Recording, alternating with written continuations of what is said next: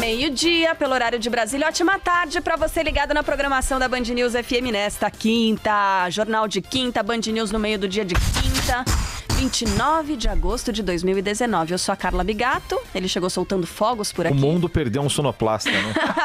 Eduardo Oineg, tudo bom, Oineg? Salve, eu sou Eduardo Oineg, meio-dia em ponto. É impressionante, eu não tenho nada a ver com isso, porque eu cheguei e aí deu meio-dia. Agora vamos ver qual é a minha contribuição pro, né, o fluxo. E no avanço das horas tudo pode mudar. Parabéns! Então eu tô aqui, fico aqui até as 2 horas da tarde, daqui ninguém me tira hoje. Junto comigo no estúdio, a dupla mais admirada do rádio brasileiro, ela, Carla Bigato, que veio com uma calça do Felipe Bueno, ao estilo Felipe Bueno, e com um tênis que não fala português. Dá pra mostrar na câmera, será? Mostra na câmera lá. Vira pra sua esquerda, tá? Vira pra sua esquerda e levanta a perna. Pronto, ok. Sim. Muito agradecido. Está demonstrado. Está demonstrado. Demonstrado. E ele também, Felipe Bueno, que nos dá um Salve! salve. A dupla mais admirada do rádio brasileiro faz, junto com o ouvinte, esse sim, o ouvinte é ouvinte, faz o quê? Os dois, a Rádio Band News FM será a mais admirada do Brasil. Metrô. Banda. A banda. Querendo lembrar. E no balanço das horas tudo pode mudar. Não no avanço das horas tudo pode mudar. Em 20 minutos, gente. Mas em 20 minutos tudo pode mudar. 80. Bom, vamos botar uma música. Tem uma música aí? Falar em Tem música. uma música Vou falar em especial. música. Nossa. Felipe Bueno, de que era esse filme mesmo? Os Intocáveis? 89? O filme Os Intocáveis. 87? É isso? Eu nem lembro. Vamos ver, vamos descobrir. Porque a música é muito boa, né? 87. 87. Parabéns.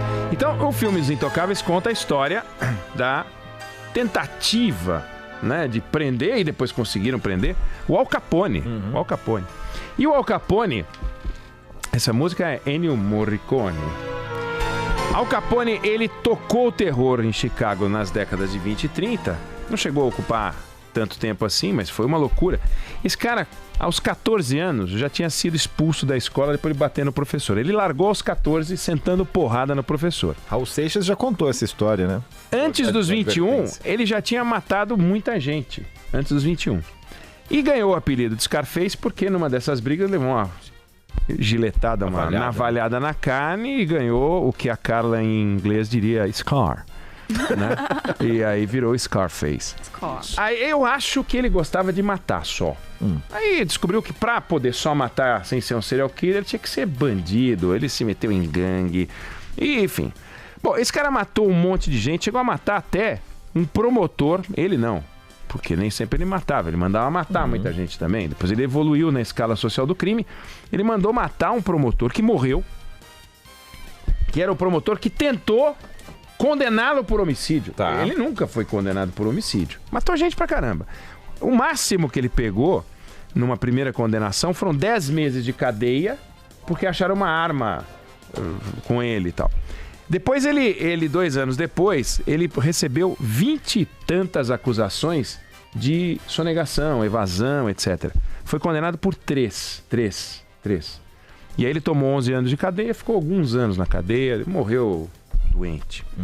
Mas enfim, o que eu quero dizer com isso é o seguinte, o sujeito que matou um monte de gente, que explorou tudo que é crime, foi condenado por evasão fiscal, a gente sabe disso. E por que isso acontece? Porque é muito difícil você condenar um criminoso. E por que é muito difícil você condenar um criminoso? E por que tem que ser difícil você condenar um criminoso? Porque, e vou repetir, não é só que é difícil condenar um criminoso. Tem que ser difícil condenar um criminoso, mesmo sendo o Al Capone. Por quê? Se você não tem dificuldade para obter prova, você pode fabricar prova. Você tem que realmente encontrar as provas, elas têm que ser indiscutíveis. E se você não encontra provas indiscutíveis, você não pode botar alguém na cadeia, mesmo que seja o Al Capone. Porque a legislação ela é feita para proteger a pessoa honesta. E como ela é feita para proteger a pessoa honesta, ela também acaba protegendo a pessoa desonesta, que ao cometer seus crimes, se preocupa em acobertá-los debaixo da lei. Ninguém sai por aí, claro, e todos os que saem por aí fazendo coisas muito óbvias, o sujeito pega uma enxada e senta na cabeça do outro, acaba sendo pego, né? E aquela coisa, a gente já falou disso aqui, né? O marido que mata a mulher. Aí ele mata a mulher e some. E desaparece. Quem matou? O marido. Vai lá e o desafio é achar o cara, mas você já resolveu o crime.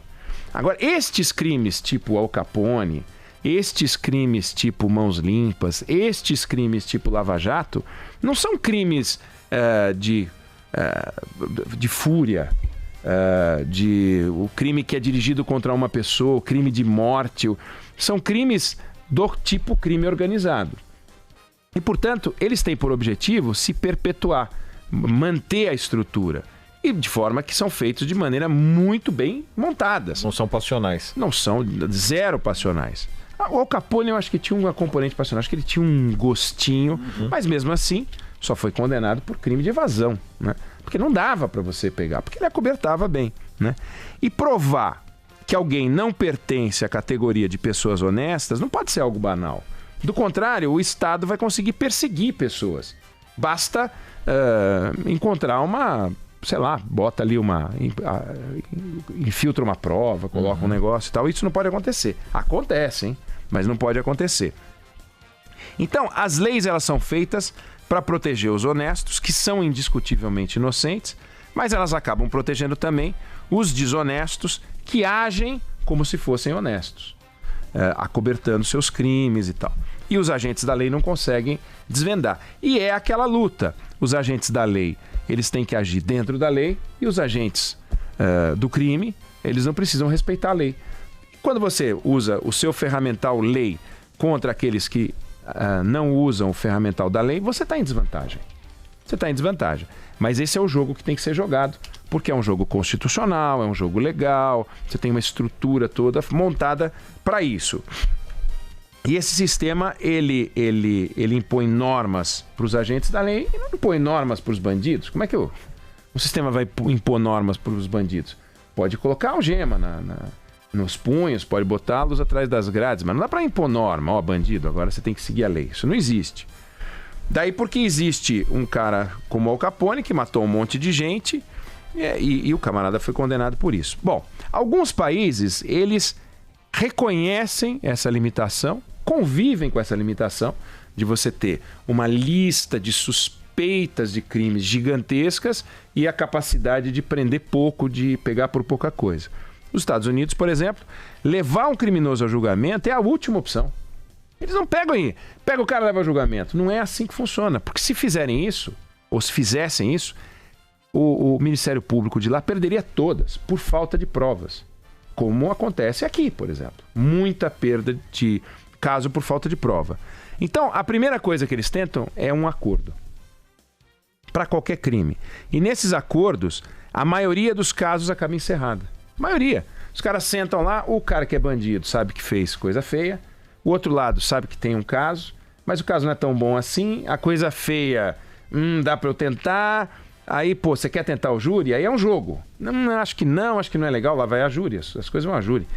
Então, sai muito acordo. Isso vale para toda a sorte de crime. Por exemplo, um levantamento feito em 2013 pela Comissão de Penas dos Estados Unidos mostrou que de 172 empresas envolvidas em ações criminais naquele ano, 9 foram a julgamento.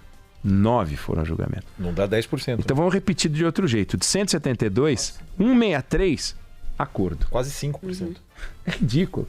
E por quê não houve acordo? Porque era melhor para os dois lados.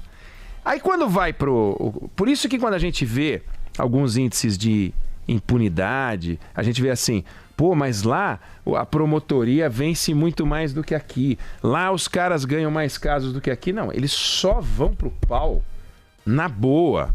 Aqui vai pro pau em tudo. O tempo inteiro. 172 casos, 172 denúncias. Aí fica aquele negócio. 172 denúncias, algumas têm consistência, outras não têm consistência. As provas são esquisitas em alguns casos, em outras não são. Lá eles resolvem. A gente tem um caso, tanto que a gente vê em alguns filmes, algumas séries, os promotores estão sempre conversando. Nós temos um bom caso, aí sempre tem um que está muito bravo, ou um policial. Mas como? Ele falou, cara, eu não vou levar isso a júri, porque eu vou perder, não posso perder. Porque também perder lá não é uma boa. tem problema. Aqui não, aqui o cara vai lá e fica juntando prova e denuncia, dane-se e tal. Bom, os dois lados se sentam, colocam as cartas na mesa, sai uma solução na maior parte dos casos e você tem uma taxa de acerto do sistema que é discutível. Tem gente que discute essa tentativa de acordo, porque muitas vezes estimula alguém que é inocente a confessar alguma coisa. Mas nós estamos ouvindo isso na Lava Jato também, de delatores que estão falando coisas porque os promotores querem e tal. Então temos uma questão. Bom, quando o crime envolve empresas, apenas um número pequeno vai a julgamento, como a gente falou, e mais de 95% se declaram culpadas e fecham algum acordo. Você tem a proteção da reputação. Gente, empresas de primeiríssima grandeza na Inglaterra, no Canadá, nos Estados Unidos, não vão a julgamento. Saem no jornal as histórias todas. Empresas que continuam a produzir. Tem uma empresa, eu não vou lembrar o nome aqui agora, também falar o nome é inútil, porque é uma empresa desconhecida. 40 ou 45 mil empregos, uma construtora canadense, eu estava lendo hoje de manhã, fechou um acordo, assumiu, pagou e a empresa continua a funcionar. Pelo acordo, o CEO tem que se afastar, o outro tem que ser preso, enfim, tem consequências, né? 40 e tantas mil vagas protegidas. A gente já falou desse troço aqui. Aqui é um jeito diferente. Você não pode fazer acordo, né? Você não pode fazer um acordo num crime contra a vida aqui. Você não pode fazer um acordo num crime contra o patrimônio. Não existe isso, né? Essa aqui, ó. SNC, Lavalin Group. Fechou um acordo. Uma empresa com 40 mil empregos. Uhum. É uma coisa muito interessante isso. Bom, no Brasil, se o promotor faz um trabalho mal feito, não acontece nada com ele, então ele pega e vai para cima com... Ele tem um estímulo. Os que são responsáveis não, mas ele tem um estímulo a ir para a denúncia, mesmo que não tenha grande materialidade. Bom, isso é uma proteção para o cidadão honesto. Uma lei que protege a pessoa correta, mas que favorece, sem dúvida, o desonesto. Em qualquer lugar do mundo, a lei é montada assim. Mas tem uma outra proteção para o cidadão honesto, que é, uma vez processado, a forma como esse processo é encaminhado, né? Tem um rito. Esse rito passa por uma lógica. Você só pode se defender das acusações que há contra você. E essas acusações, você tem que conhecer todas. E aí você responde. Você tem a palavra final antes para o juiz poder depois tomar uma decisão. Não é justo que no processo, ou no curso do processo, surja alguma coisa contra você depois que você já falou tudo. Porque não é justo. Porque senão fica uma coisa esquisita. Isso nos leva à decisão que o STF tomou na terça e depois que o Fachin tomou ontem, na terça, o STF decidiu anular a condenação dada ao ex-presidente da Petrobras e do Banco do Brasil, Aldemir Bendini, e num dos processos da Lava Jato. A defesa tem o direito a fazer as alegações finais depois de conhecer todas as acusações. Isso todo mundo sabe, ninguém discute isso, nenhum primeiro-anista de direito discute isso. O problema é quando surge a figura do delator, né? Alguns falam que na hora de delatar, alguns na verdade estão a dilatar, né? Então eles ampliam o espectro das denúncias e o que acaba acontecendo é o seguinte: você tem o réu delator e você tem o réu que não é delator. Se todos são réus, todos apresentam suas alegações ao final. E isso aconteceu nos processos todos. Não tem um processo em que os réus não tenham apresentado as suas alegações finais no final. Não aconteceu. O problema é que quando um réu é também delator, na hora em que ele apresenta as suas alegações finais, ele também pega munição naquelas alegações e dá notícias sobre outras coisas a respeito de outras pessoas. O que deixa em desvantagem outro réu que, sem poder ler aquilo, já está dando suas alegações, mas no mesmo momento vai tomar uma na orelha. E aí é que vem a discussão. Vem cá, se tem um réu delator, o réu que não é delator tem que falar por último. Em alguns casos criminais, de homicídio, às vezes você tem a figura de 3, 4, 5 réus e um deles confessou o crime. Então, Se você, e em geral, você dá a palavra aos réus, aquele que confessou, se ele não for o primeiro a falar e for o último, vai dar problema também. Isso num júri normal, de homicídio. E aqui vale também na Lava Jato. Então, se o Bendini não pôde ler o que diziam os outros réus na defesa dele, que é um direito básico, tinha um direito básico sendo violado, no dia seguinte, o que aconteceu? O Edson Fachin determinou que um processo do Instituto Lula sobre o Lula já voltasse à fase de alegações finais, porque tinha essa questão. Você tinha um réu delator, porque no Brasil, esse sistema do delator, ele continua a ser processado. Ele tem uma trava na pena. Não é que ele é tirado do processo, ele continua no processo. Então, ele segue todos os ritos. Ele tem que fazer suas alegações finais e tal. Então, retornou o processo do Lula e estão dizendo, saiu uma conta hoje nos jornais, dizendo que tem 30 ou 32 processos na Lava Jato que podem passar por isso. A pergunta é, e daí que eles vão voltar? Quem ganha com isso? Aí vão dizer, os lavajatianos vão ganhar, né? Os criminosos vão ganhar. E aí vem a discussão original. Você faz uma legislação para proteger os honestos. Se criminosos vão ser beneficiados por leis que protegem os honestos, viva a lei, porque a lei se presta a proteger o honesto. Então, não tem um jeito de você fazer um exame de sangue no cara antes e dizer, você tem um tipo sanguíneo de desonesto, então você não vai poder fazer as alegações finais ao final. Não tem jeito. Então, essa lei é montada desse jeito. Curioso que só agora, passados 5 anos, é que a gente tenha percebido isso, né? 5 anos. Olha, e que outras descobertas a gente vai fazer? Mas essa descoberta do Supremo Tribunal Federal é uma descoberta científica, quase. É quase que uma descoberta daquelas para escrever, para fazer trabalho, teses, doutorados e tal. Porque nós estamos há 5 anos na Lava Jato, com grandes conquistas e grandes conquistas para o Estado de Direito. Significa o seguinte, a hora que você determina que isso tem que ser feito desta forma, você está aprimorando o funcionamento do sistema legal brasileiro. Você está colocando barreiras aos exageros do Estado e sempre que você coloca barreiras ao exagero do Estado, a gente sai ganhando, a sociedade sai ganhando. Porque o Estado exagera ao tributar, o Estado exagera ao punir, o Estado exagera ao condenar, o Estado exagera sempre. E ao expor as pessoas do jeito que expõe. Eu não estou dizendo que o Aldemir Bendini é um homem íntegro e não merece punição. Eu não tenho dúvida de que o Luiz Inácio Lula da Silva é culpado dos crimes de que é acusado. Mas isso é uma opinião pessoal e que precisa ser confirmada pelos processos todos e que vem sendo confirmados. Há vários processos com volume de provas grande. Agora, se você não seguir o rito, você vai cometer um erro formal. E ao cometer o erro formal, você anula o processo. A Castelo de Areia foi isso. A Castelo de Areia só não é a Lava Jato com anos antes, porque na vontade de fazer as coisas, os procuradores se atrapalharam. A gente teve um caso de acusação contra o Collor quando ele era presidente, que o procurador-geral, ele acusou o Collor de integrar uma quadrilha e apontou 3 nomes da quadrilha. E quadrilha tem que ter 4. Hoje é organização criminosa. Quadrilha tem que ter 4. Ele apontou 3. Isso é um erro básico, primário. Você não pode cometer esse tipo de erro. Então, são erros que a gente tem que fazer, que a gente tem que ficar de olho para proteger o honesto. Lamentavelmente, favorece o desonesto. Mas a gente não pode ficar de olho no lamentavelmente favorece o desonesto, porque senão a gente vai dizer que lamentavelmente desfavorece o honesto. E a gente quer viver numa sociedade que a gente tenha orgulho de dizer, no Brasil, os honestos são protegidos. Agora, alguns honestos vão passar pela mesma, né, pelo mesmo vãozinho da... Como é que chama aquele? É mais fácil um camelo, pelo buraco da agulha? Vão passar.